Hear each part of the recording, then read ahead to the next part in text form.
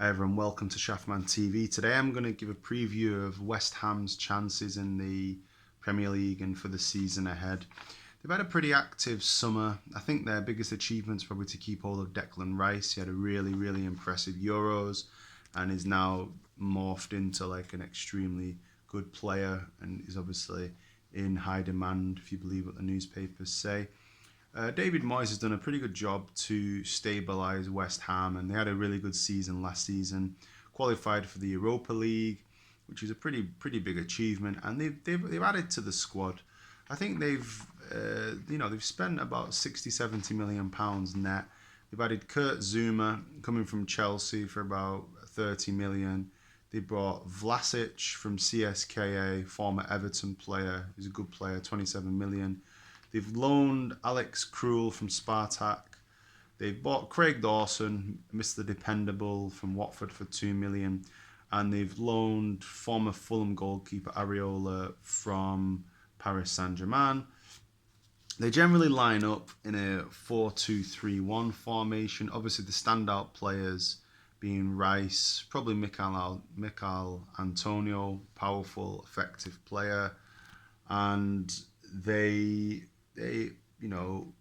obviously got the Europa League to look forward to, so it's difficult to say where they'll finish in the Premier League because history shows you that when a team goes into Europe for the first time and they don't really have the squad to deal with it, should they go deep in that competition, the Europa League, which is very game heavy, it can sometimes affect their league form, and especially now that you play on Thursday evening and you play in sort of like a Sunday morning Premier League game, or you maybe play on Saturday, it's not really much recovery time for you. So my big concern with West Ham is going to be, can they deal with the travel, and can they deal with the lack of recovery time Thursday to Sunday or Thursday to Saturday in terms of recovery, and do they have the squad, and should they pick up some injuries, are they able to absorb that? But I think Moyes has done a good job. They've purchased some really good players, like Souček's plays together with Rice in the centre of the midfield. Pretty impressive player. And as I say, like Michail Antonio is, in my view, a really underrated player.